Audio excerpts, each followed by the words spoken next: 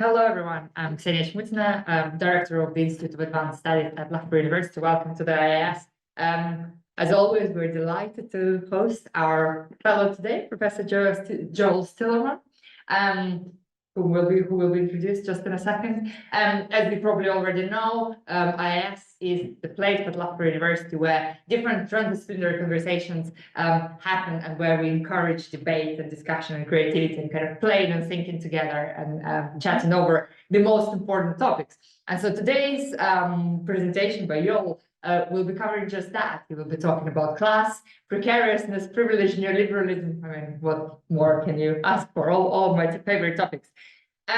Just a couple of house rules. So we are recording the seminar, we're recording the talk. After that, we will have some time for questions and answers, but Q&A will not be recorded. If there are any questions online, please post them in the Q&A section of the chat, and we will be monitoring that. And we will be also taking questions here in the audience. It is hybrid mode as always. So, without any further ado, can I please ask Dr. Adrian Legine to introduce Professor Joel Stillerman? Over to you. Well, hello everyone. So, well, thank you to the Institute for making possible the visit of Joel, and also thank you, Joel, for accepting our humble invitation to our department. Well, just to say few words on Joel very briefly. First, well, formal ones. So Joel Stillerman, Professor of Sociology and Faculty of Residence in the Honors College of Grand Valley State University, Michigan, USA. He has also taught at the University of Arizona, USA, the Catholic University of Chile, and the Diego Portales University of Chile. And as you may have all noticed by now, he's the author of Identity Investments, Middle Class Responses to Precarious Privilege in Neoliberal Chile, which has recently been awarded the what is the name? The scholarly award at the American Sociological Association Sociology of Consumption section. That's very recent news. And well, as part of Joel's work is that we have started this new collaboration, trying to bring some of Joel's ideas and connecting them with some of our work on consumption, education, class, from a bit of a statistical point of view, sociological, economical, so at the intersection of all of those. So okay, so without further ado, Joel. Thanks so much. Thanks very much, IIS, for the invitation, to Professor Legina for suggesting that we put together the proposal, for Connor for handling all the logistics of my visit. Really appreciate it. It's been really nice so far, and appreciate all of you coming, and those of you who are online for hearing a little bit about my work. So I'm going to be talking about a portion of this book. I want to just briefly mention that I've also done work on labor and labor movements, urban sociology, and sociology of consumption. I'm starting a new project on the populist radical right in Chile, and I'll be doing a workshop on that tomorrow in sociology. So either in the Q&A or during lunch, if you want to talk a little bit about those other things, I'd be happy to, or other parts of the book. I'm going to be giving you kind of an overview of the theoretical argument in the introduction of Identity Investments, which came out last year with Stanford University Press. And then I'll be focusing in on some of the data in two of the chapters that are focused on kind of school choice and kind of social interactions within schools to illustrate some of those broader arguments. And so I'm going to begin with some vignettes from the qualitative interviews that I did with 4 different groups of middle-class people that I talked to. The first group I call activists, and so Tamara is a pharmacist and Luis is an architect. They're married. They're born in the 60s, and they live in kind of an up-and-coming suburban community, La Florida in Santiago, Chile. They were college activists during the dictatorship, and this is very much central to some of the choices they're making in markets like schools. They attended elite public schools, and their children attended a private alternative school. And so Tamara comments, we wanted to send our kids to an alternative school to expose them to the real world.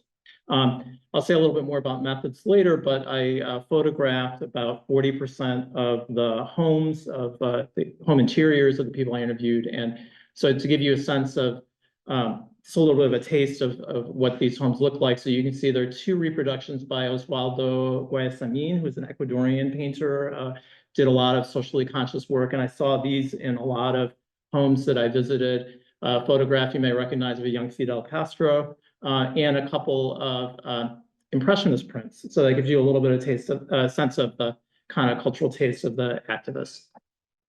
The next group I call moderate Catholics. So Claudio is an insurance salesman, and his wife Javiera is former secretary and housewife. They were also born in the 1960s. They attended Catholic schools and they live in Ñuñoa, which is kind of a more central, established middle-class community in the city. They both volunteer in hospitals and with disabled persons. And Claudio comments about their children's Catholic school. I'm most critical of the fact that the school and congregation have not stayed true to their founding principles directed toward helping kids with less resources, and kind of gives you a feel for the sort of the social gospel that infuses that school. And you may notice that some of these images are on the cover of the book. The designers creatively rearranged them, but these plates that women would buy, and there's kind of like kits, and then they paint them and glaze them in the oven. I saw in a lot of the moderate Catholic households, so that was kind of pretty common in the decoration. The third group I call youngsters. So Mickey is a history teacher and her husband a pharmacist. They were born in the 70s and they live in Ñuñoa. They enjoy rustic furniture, as you can see here, and visiting historical museums. She was working on a master's degree in like museum studies, I believe. And she says, we looked at Akros, which is a secular private school, but it was too elitist.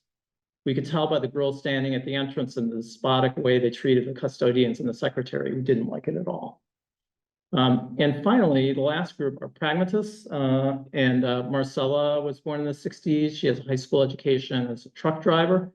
She lives near La Florida and she worries about her children. So she says, there are other public and charter schools near my house, but they're terrible. I'd need to teach my kids to use a knife or a gun if I sent them there. So I make a superhuman effort to send my kids to a private charter school that I can afford.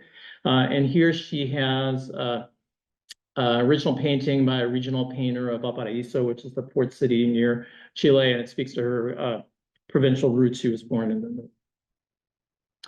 So that just gives you kind of a little feel of the people that I spoke with, and I want to turn to research questions and core concepts of the book.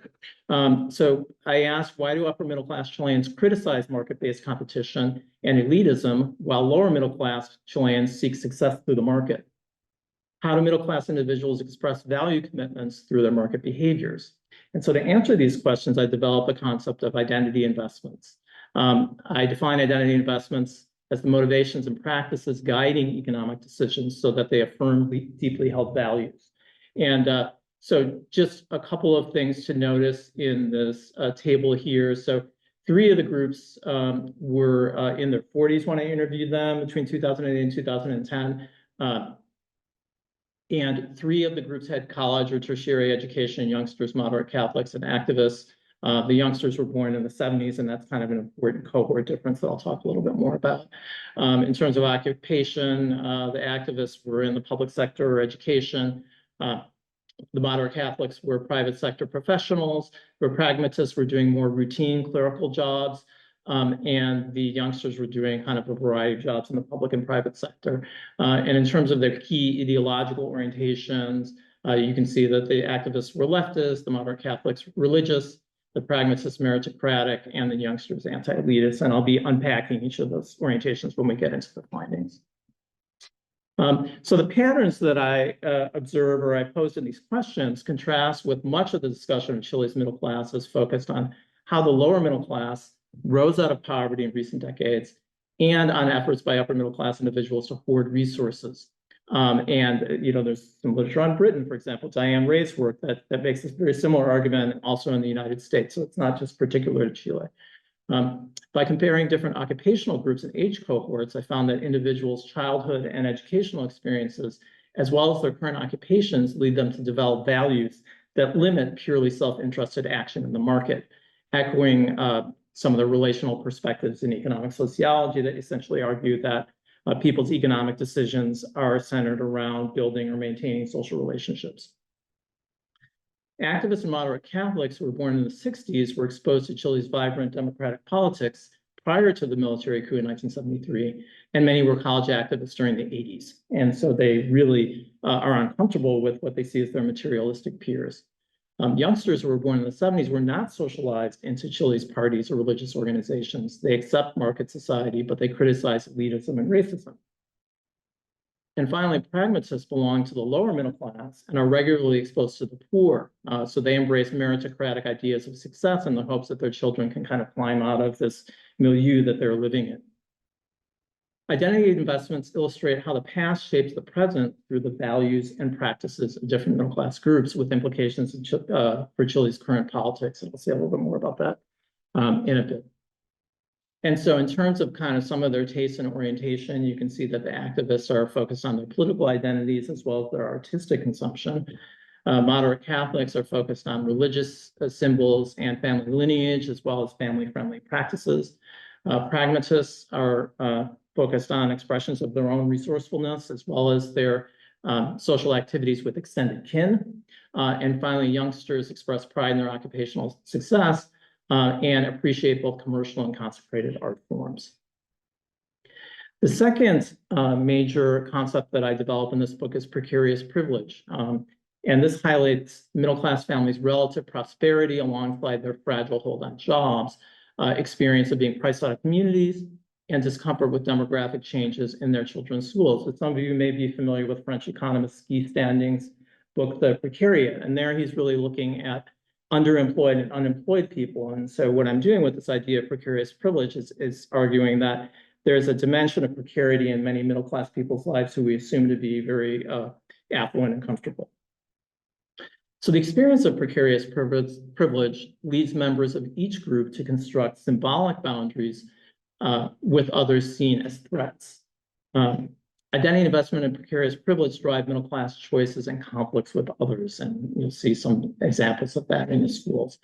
And so you can see that in terms of the symbolic boundaries, activists reject consumerism, moderate Catholics feel excluded by the wealthy, and they reject competitiveness and immoral behavior. Pragmatists resent hostility from the upper class, and they fear the poor. And youngsters criticize discriminatory attitudes. And you can see that each of these kind of stem from their position of precarious privilege. So some theoretical influences on the argument that I develop here. I use Bourdieu's concepts of capital volume, which would be like the total amount of resources that a family has, as well as capital composition. And that really has to do with whether people are more likely to have high levels of education or high levels of economic capital through business ownership. And so some of you may be familiar with this famous Space of Lifestyles from his book Distinction, and essentially it's very difficult to read, but he's looking at people with different occupations and educational backgrounds, and he's matching them to artistic and consumer taste. So you can see like the artists like Kandinsky over here on the left, they're high in cultural capital, and the people on the right, well, I can't even read that, but you know, are interested in, if I remember correctly, like musical theater and that kind of thing. So really what I do in this book, there's been an awful lot of work on how these ideas of capital volume composition influence cultural taste and education. Bourdieu also talked about political position taking in some of his work, Homo Academicus, which is about the 1968 revolt in France, or the state nobility, where he looks at the political orientations of students in different types of universities in France. And so I'm kind of picking up that idea of how we can look at someone's sort of educational and occupational background and see how that connects in some way with their political and moral orientations. And that relates to his idea of the homology between position and position taking. And that's basically the idea that if you have a particular occupation, the kinds of tastes that you express in different fields are going to have similar principles. So just a kind of an obvious example, a teacher might like organic food and novels, whereas, you know, a business owner might like, I don't know, beef and action movies or something like that, just a, you know, sort of a hypothetical example. The second area that I'm drawing on, kind of relates to the point I mentioned a moment ago, is analyses of middle-class political identities and their influence on political stability and change. So there's this idea going back to Aristotle and Confucius that the middle class is kind of this balancing force within political communities. And there's also an idea coming out of Frank Parkin's work here in the UK in the 60s on peace activists, but also Alvin Gouldner's book on the new class, that intellectuals tend to have more rebellious and activist orientations, and it has to do with kind of the development of critical thinking in universities and this sort of thing. I also draw on studies of political differences across age cohorts. So Inglehart's classic work on the silent revolution, looking at the post-materialist values of people educated in the 60s and 70s and how they contrast with the materialist values of an earlier generation, as well as some other work that looks at how, you know, political regime changes in different countries may have different effects on the kinds of tastes that young people develop through schools. And finally, I draw on studies of middle classes in the city, looking at gentrification, suburbanization, place attachment, and those kinds of ideas.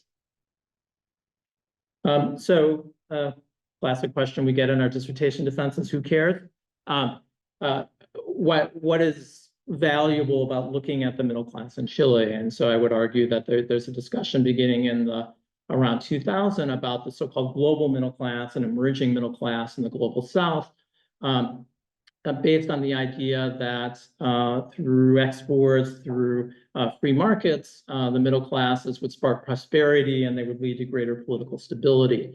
And scholars of Chile kind of build on this idea. Chile, of course, you may know, was considered a free market miracle and a model of democratic transition. And they find, as Chile became more prosperous in the 90s and early 2000s, that middle-class people became more individualistic and prosperous. And so the fieldwork I conducted was between 2008 and 2010, and I argue in the book that this was a real kind of political inflection point, where we saw in 2006 what came to be known as the Penguin Revolution of high school students that protested against the free market model of education, and that really continued up until 2021, and efforts to reform Chile's constitution, which were ultimately unsuccessful. And so the rather staid, apathetic, kind of calm politics of the 90s really shifted to a much more contentious atmosphere in the 2000s. And I think the middle classes were part of that change, and it also changed the middle classes. And so it's an important moment to look at when we think about what's happening in terms of political polarization in Chile today. By revisiting Bourdieu's and others' attention to middle-class politics and differences across cohorts, I find an internally divided and conflicted middle class, some of whose members participate in anti-free market or anti-neoliberal protests, foreshadowing current politics. So let's talk a little bit about this political context, which is really important to my argument. Prior to the 1973 military coup, Chile was considered the longest standing democracy in Latin America. And it had a pluralistic system with a left, a center, and right. Parties in the society began to polarize in the late 1950s. It's culminated with the election of socialist Salvador Allende in 1970. And his term in office was cut short by a military coup in 1973. The Pinochet regime from 1973 and 1990 sought to reverse political polarization and government intervention in the economy by suspending political parties, attacking leftist party members, and adopting free market policies that later influenced Britain and other places, and with the idea of promoting individualism. And particularly contentious reform occurred in 1981 with the creation of charter schools, which are now over half of the school market in Chile, and private universities. And so they reverberated in a lot of the discussions I had with people and a lot of the policy conflicts that Chile has experienced in recent years. Pinochet lost the 1988 plebiscite, and his handpicked candidate then lost the 1989 presidential contest.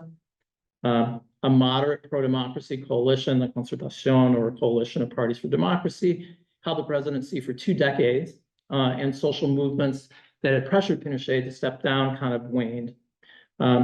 2006, as I mentioned a moment ago, ushered in a wave of protests that have continued to the present. High school and college students started the protests, and they were later joined by feminist unions, indigenous groups, and environmentalists. In 2010, after 20 years of center-left rule, conservative Sebastián Piñera was elected president, and re-elected in 2018, but the protests intensified. And middle-class people participated in many of these protests, and particularly the so-called social explosion, which was a multi-sector national protest, which eventually sparked the election of Gabriel Boric, who had been a student activist in 2011 in the University of Chile. He was elected president in 2021, and there was actually 2 constitutional conventions, but the first one was in 2020. So let's talk a little bit about data and methods, and I can, elaborate more on this in the Q&A as well. Pardon me. So I operationalized the middle class in the following manner. The upper middle class are college-educated people with incomes from the 60th to the 90th percentiles of distribution, and the lower middle class are people with high school educations and income between the 40th and 50th percentiles. And I just want to mention, kind of parenthetically, that there are quite a few qualitative studies that tend to contrast middle class and working class people in looking at related issues. And so this is sort of has a similar design, although it's within the middle class, but kind of that lower middle class, many of those people come from blue collar families. And so there's kind of a similarity there.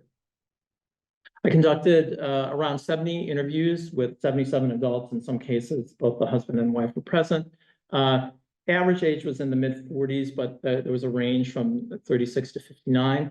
I began with a snowball sample, and then I had a stratified sample with parents in traditional Catholic and secular alternative schools in Ñuñoa, which is kind of a long-standing middle-class community in central Santiago. I'll show you a map in a minute and kind of see where it is.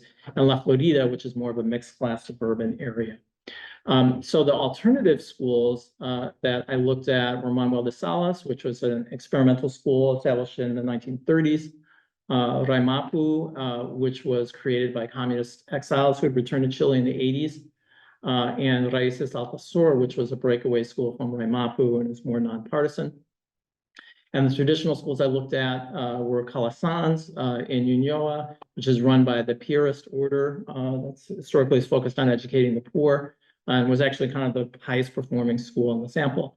And then Rosario Concha, which is run by the Archdiocese in Santiago, and had the largest low-income population in the sample. The interviews that I conducted focused on family, occupational, and educational histories, and investments in housing, home decoration, leisure, and educational fields. So the book is kind of divided into 3 sections. The first 2 chapters on employment trajectories and housing really look at the accumulation of economic capital. 2 chapters in the middle look at school choice and social relations in school. And so that's really about kind of the inculcation or reproduction of cultural capital in children. And then the last 2 chapters focus on aesthetic choice in the home and cultural consumption. And so that's really about kind of the symbolic representation of taste. I also photographed 31 living rooms, about 40% of the sample, and then as part of the interview, asked people about the objects and what they meant to them. And I conducted participant observation at school and social events. So I began the data interpretation with kind of an open coding approach, just sort of seeing what came out of the data. And then later utilized what Michael Berwick calls the extended case method. So I was using theories by Bourdieu and Lamont and others to kind of interpret the data. And then later developed what Tavern and Timmermans call abductive analysis, where you're really trying to create new concepts from the data. And that's where identity investments and precarious privilege came from. So here's a map of Santiago, and you can see Ñuñoa is very central. It's right next to the municipality of Santiago. And more compact than La Florida. It's a smaller population, and La Florida is also more spread out and more peripheral. So let's get into the findings. Studies of school choice in Chile focus on charter schools and middle-class parents' efforts to exclude the poor. And so there's an awful lot of work on socioeconomic segregation across school. These studies largely mirror findings in international scholarship and school choice of Diane Ray in the UK, Stephen Ball, Natasha Waraku, and Nat Leroux in the US, and you could find examples in other places in France. My analysis finds that identity investments drive school choice in ways that often contradict the image of the calculating status conscious middle-class parent. Additionally, schools are not only engines of class reproduction, but also platforms for social transformation by student and parent activism. So the analysis draws on these two chapters in the middle of the book and highlighting contrast between members of the four middle class groups. Those chapters also explore kind of social interactions between groups in those schools and variations in school choice processes across the two communities, Ñuñoa and La Florida. I probably won't have time to talk about those dimensions, but if you're curious, just ask me during the Q&A. All right, so let's again a little peek at these schools in terms of when they were founded. So these first two are in Ñuñoa. They're kind of more well known in Santiago. They're larger schools. They have about 1,500 students, and these three and these two are fully private. The tuition was about double what you would find in the La Florida schools, which were charter schools subsidized by the government.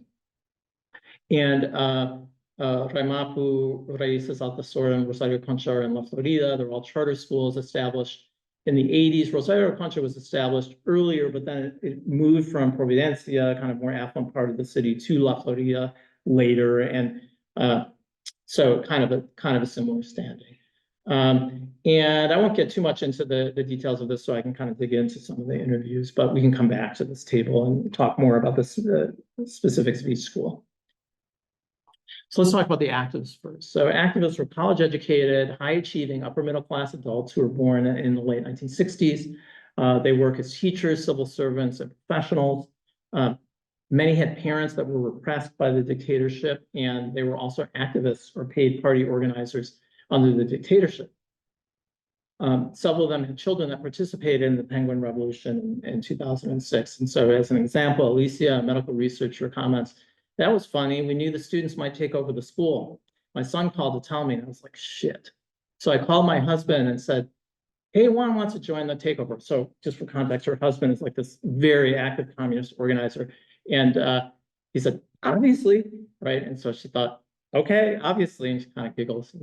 And she herself had been a student activist at that school during the Allende administration, so she really wasn't completely fazed by it. So the school is the focus of parents' emotional investments and ideological orientation. And some of the parents I talked to, I mean, they literally spent almost all of their free time at the school. I mean, this was their main social network, which was really interesting to watch. Several parents attended elite public schools, but they harshly criticized the neoliberal education system and the focus on standardized tests that they experienced in their own schooling.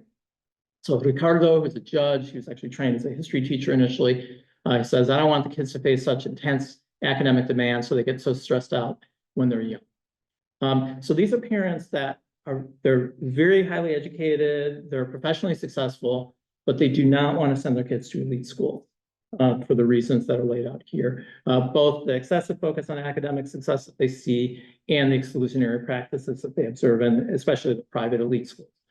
They feel nostalgic for the pre-1981 public system that they try and approximate through the choice of schools that they make.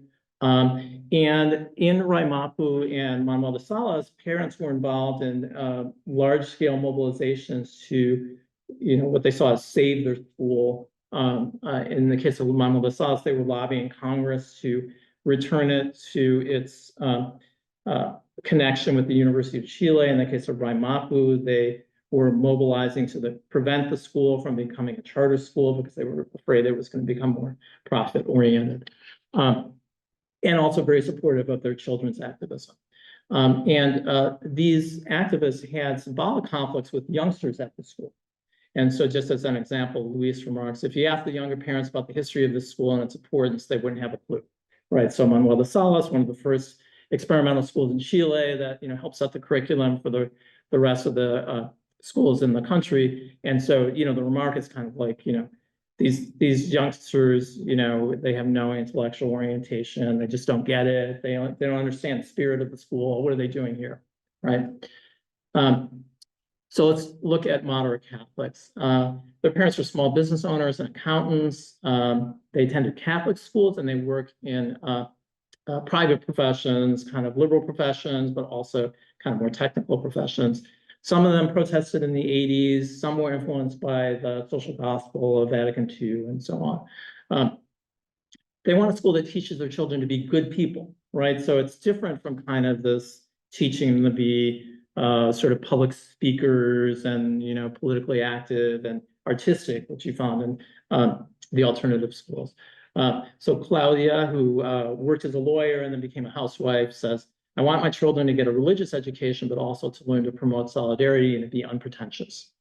And so these moderate Catholics are disturbed by youngsters' competitive behaviors in the school. So Letta, who's a physical therapist, says, we think the school is less selective when it expanded.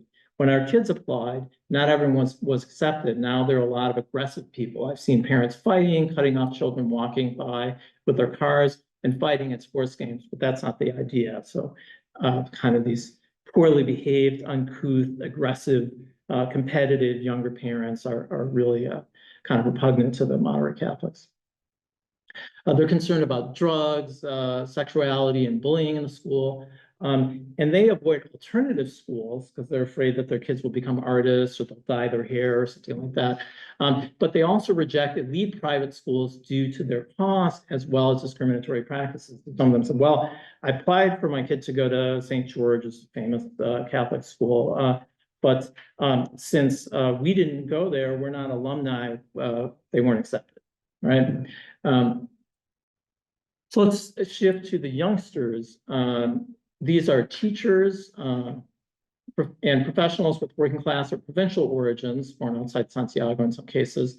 They were born under the dictatorship and their parents had a variety of occupations. They prioritize academic achievement and they're disinterested in the school's ideological or cultural profile. In some cases, they sent their kids to alternative schools and they like the promotion of kind of free thinking and creativity, but definitely had much more of a adherence to academic standards and success than did the activists and moderate Catholics. So they criticize elitism and racism. So Maria, who's a college librarian, comments, we were considering Kent School because it is supposed to be very good. It's a secular bilingual school. However, I met a Peruvian couple who are pharmacists and have a dark complexion. The mother went to Kent School and they told her they didn't have any openings, but I knew they had spaces available. So I said to myself, this is terrible. I don't want my daughter to discriminate against others. So we discarded this option. So, we have the activists that think, the youngsters are kind of, not very bright, not very intellectually oriented. And the youngsters are saying, why are all these students protesting and they're shutting down the school? And there's a terrible problem with bullying and the school's disorganized and it's not academically challenging enough. And so that happens in the alternative schools. And then in Rosario Concha, the Catholic school, they see the pragmatists as being disinterested in their children's education, kind of a similar critique that the activists have of them, right? And finally, we have the pragmatists whose parents were workers, farmers, or small business owners. They're working in kind of routine clerical jobs. They have high school educations.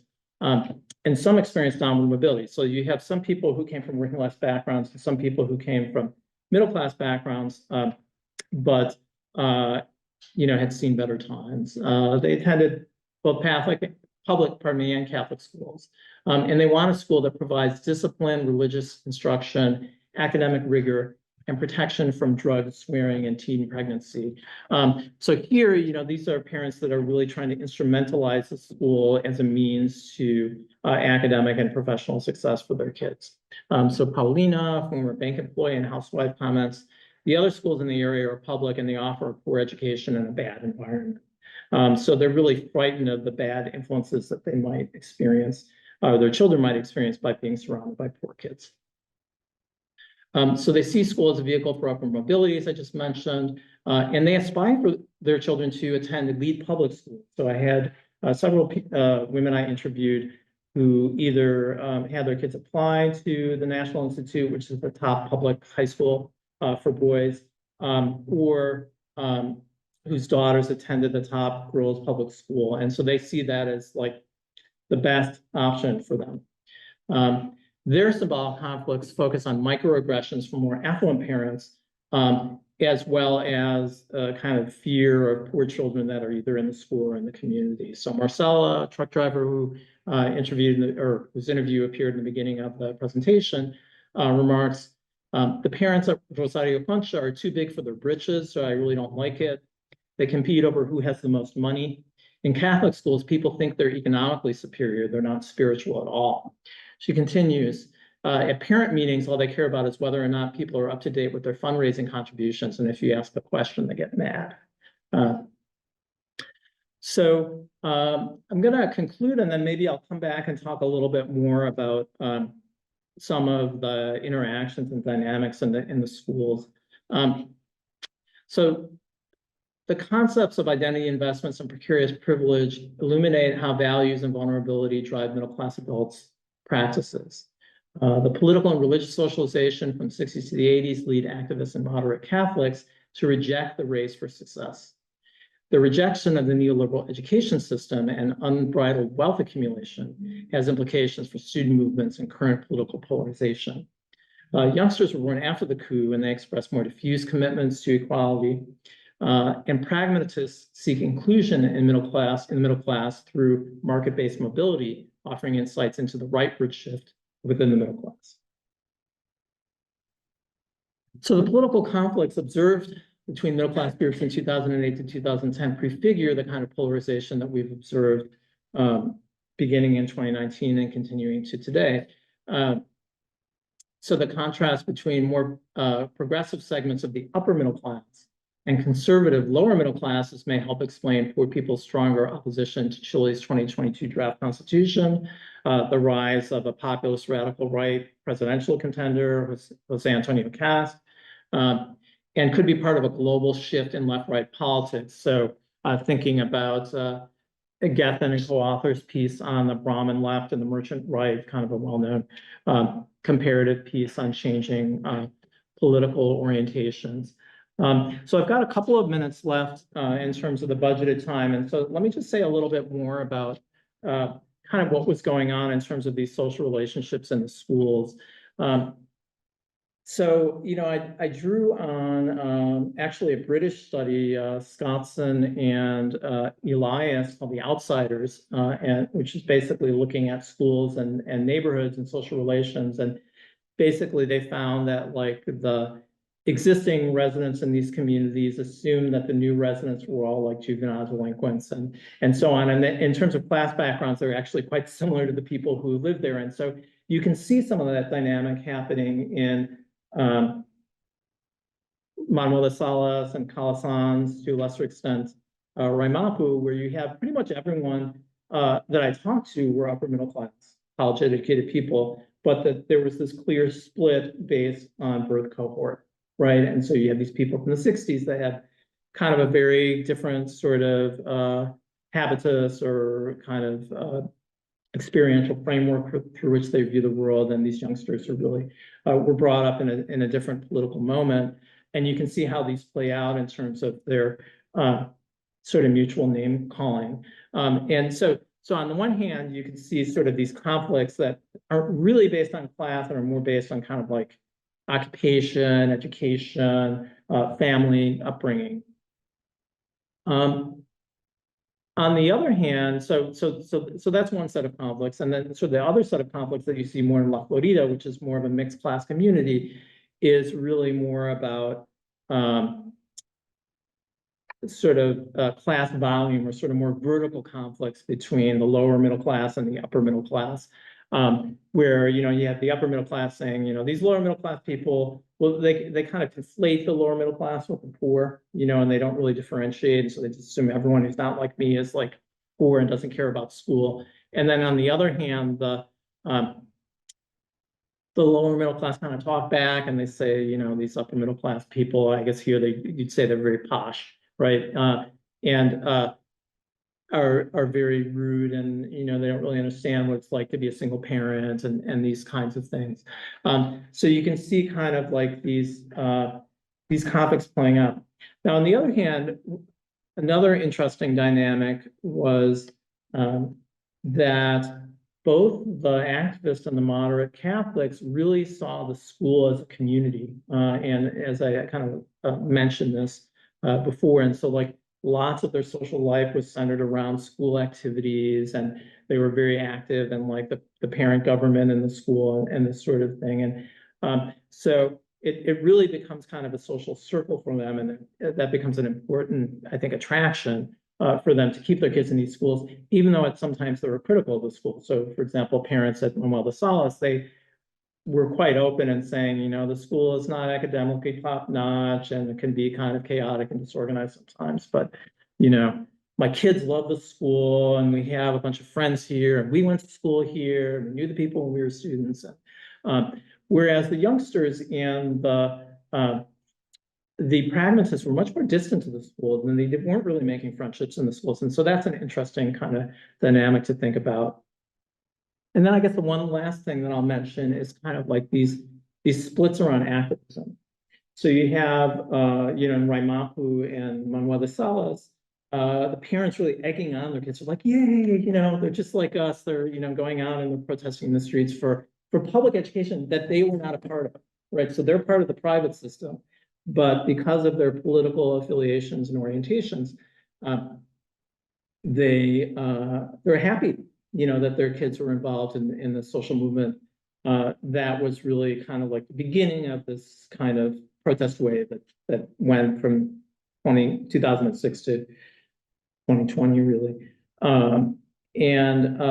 On the other hand, you have you know, youngsters in these schools that you know, Mickey, who I interviewed, or whose interview appears in the beginning, she said, yeah, my daughter got arrested at one of these protests, and you know, the police had fingered all the Manuel de Salas students, and they, you know, they're kind of the ringleaders in this community, and so like whenever there's a protest, they're, you know, leading charge. So she was like very upset that her daughter had kind of been, you know, peer pressure had led her to become involved in these protests. She wasn't really having it, and you know, it was causing chaos in school and so on. So there's that, but then you also had moderate Catholics and pragmatists whose kids were going to schools that didn't have any protests going on at all. And they were saying, you know, there was one man I interviewed at Calzans, and he said, you know, well, I'm just so happy that we can afford to send our kids to a private university because then we don't have to worry about protests and stone throwing and police and this kind of thing. That would have been terrible. Or, you know, Paulina, whose interview appeared earlier, she's saying, you know, she went to the Liceo Número Uno de Niñas, which is the top girls' public school, and she said, you know, when I went to school, I studied, but look at these kids at the National Institute. They're protesting, and you know, they don't appreciate what they've gotten, and you know, they think they should have their education handed to them on a platter, but you've got to work for success. So definitely a lot of internal political polarization you're already starting to see within the middle classes in the mid-2000s that obviously broke out into the open, you know, most vividly in 2019. And, you know, now we're seeing a kind of sort of a reaction to that activism with the rise of the populist radical wave. So I'll stop there. I really appreciate your attention and look forward to your questions and comments.